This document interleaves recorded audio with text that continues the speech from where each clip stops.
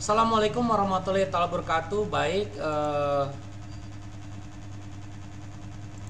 kita ketemu pengantar manajemen sumber daya manusia.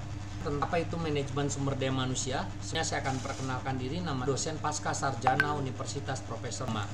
Nah, adapun pembahasan tentang definisi manajemen sumber tugas SDM dan juga faktor-faktor yang mempengaruhi sumber daya manusia. Siapa yang berperan dalam daya manusia ataupun kontribusi pada departemen sumber akan masuk ke ada beberapa di sini. Saya akan pertama Erwin Mondi jelaskan bahwa manajemen manusia itu merupakan individu untuk mencapai tujuan organisasi. Selanjutnya pada pakar atau ahli kita sering adalah Noto Atmojo. Dia menjelaskan manajemen sumber daya manusia akan seni merencanakan dan juga mengorganisasikan, mengawasi kegiatan-kegiatan sumber daya manusia dalam rangka mencapai tujuan organisasi. Dan lebih luas lagi akan jelaskan bahwa manajemen manusia adalah pengorganisasian, pengawasan kegiatan pengadaan, pemberian komisi, pengintegrasian, peliharaan dan pelepasan sumber daya manusia agar tercapai berbagai tujuan organisasi dan masyarakat. Dari penjelasan Noto Atmojo dan mulai sifatnya organisasi berada sebuah seni dan Plipo lebih jelas lagi hal manajemen manusia. Oke, selanjutnya apa yang disebut tugas manajemen sumber? Maka tugas sumber daya manusia itu ada 5, adalah sebagai staffing atau pengadaan staf, yang pengembangan sumber daya mandiri, dan yang ketiga kompensasi dan adalah keselamatan dan yang kelima pekerja dan hubungan. Nah, kalau secara nanti akan saya jelaskan sumber daya manusia, lingkungan internal dan lingkungan. Oke, dengan faktor lingkungan luar, manajemen dengan pasar tenaga biasa menyangkut geografis, jumlah masyarakat, jika perubahan dari masyarakat itu. Selanjutnya lingkungan luar juga akan dengan pertimbangan hukum, undang-undang, pemerintah, peraturan, hukum di tiap negara yang sifat dan legal. Luar itu ada yang masyarakat atau society. Di society itu ada norma masyarakat yang oleh karena hukumnya selain itu juga norma yang ada di. Maka luar pun ada yang disebut dengan pekerja atau buruh. Itu para biasanya membuat sebuah organisasi atau serikat buruh adalah bagaimana mensejahterakan dan melindungi serta daripada pekerja buruh. Nah, si perusahaan sendiri yang disebut dengan pemegang saham, dia adalah pengambil top lead manajemen. Biasanya bagi itu depan seperti apa, lantasannya bagaimana, pemasukannya dari mana, dan bagaimana pertimbangan terhadap masyarakat.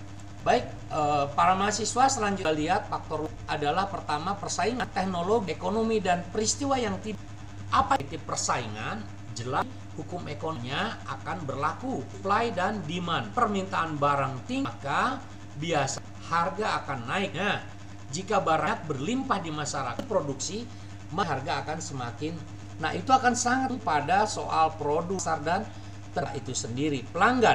Maka para pelanggan akan senantiasa tuntut barang dan jasa dan pelayanan terbaik dalam dari barang-barang yang dibeli oleh para teknologi. Teknologi yang semakin berkembang lineal ini membutuhkan teknologi yang sifatnya mass. Tentu saja dengan yang efisien dan efektif. Apa? Karena perlu begitu cepat harus bisa adaptasi oleh yang ada. Maka kan SDM itu mengejar juga sifatnya tenaga kerja pasti akan dari manusia, peran daripada. Nah, ekonomi maka produksi dari suatu barang itu akan dipengaruhi situasi. Misalkan sekarang tanaman hias atau di rumah, karena ibu banyak sekarang tinggal WFH, maka biasanya isi kekosongan mereka memelihara tanaman-tanaman yang booming, misalkan tanaman bolong, lantas dulu hanya terdapat masyarakat di lingkungan masyarakat tradisional. Tapi saat ini kenapa? Karena sekarang banyak mencari yang produktif dengan cara menanam hidroponik. Sebaliknya situasi buruk pada saat pandemi, maka mall misalkan banyak, lantas perusahaan hotel itu kegiatan produk tutup. Kenapa? Karena geraknya ekonomi biasanya akan belinya dan sebagainya. Peristiwa lain itu ada diharapkan seperti jadi banjir ataupun tsunami, bencana puting tanah longsor dan lain. Oke, itu kita akan bicara tentang internal. Tadi bicara tentang faktor eksternal, faktor internal itu faktor internal sumber daya manusia dan pengadaan staf itu adalah memastikan tersedianya memadai the right man and the right place. Punya kerjaan untuk memenuhi aspek Daya masuk proyeksi ke depan harus dilihat di perencanaan strategi mereka terhadap karyawan yang dibutuhkan oleh si. Baik Bapak Ibu dan selain disebutkan faktor internal, ada juga pengembangan sumber merupakan utama termasuk pelatihan dan karir, pengembangan organisasi dan kinerja. Nah, faktor yang dengan itu selanjutnya adalah kompensasi. Maka setiap orang yang berikan sebuah remunerasi seluruhan imbalan yang diterima yang diberi dalam waktu tertentu. Kompensasi berupa 3, itu adalah kompensasi gaji, komisi, bonus. 9, ada juga kompensasi itu sifat yang cuti, libur yang sebagainya. Selanjutnya ada juga kompensasi uang atau tidak langsung tadi. Ketika menghasilkan karya, mengajukan ide, gagas, diimplementasikan, dilaksanakan oleh perusahaan atau maka dia cukup mendapatkan.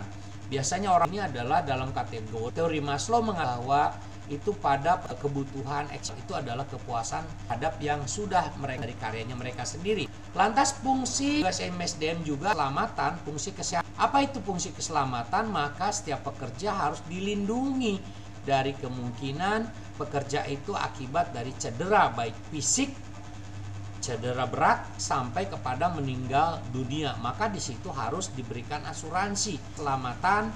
Itu kalau di kesehatan rawat inap atau rawat jalan. Bapak dan Ibu, selanjutnya kita di bab yang apa sesungguhnya yang melakukan manajemen sumber daya manusia.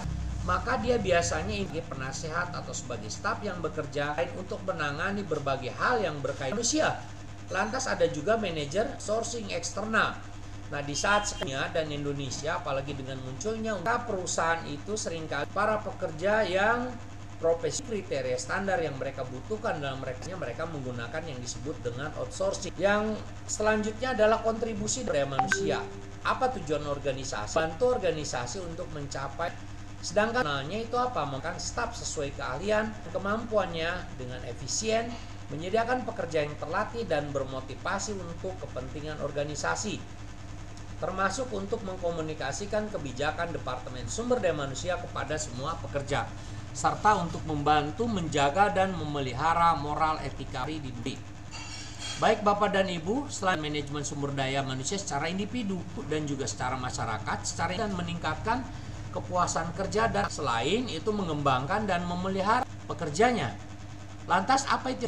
Tujuan masyarakat itu adalah memfasilitasi hidup keluar.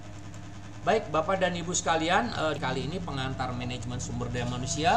Sekali lagi sampai ketemu di saya narasumber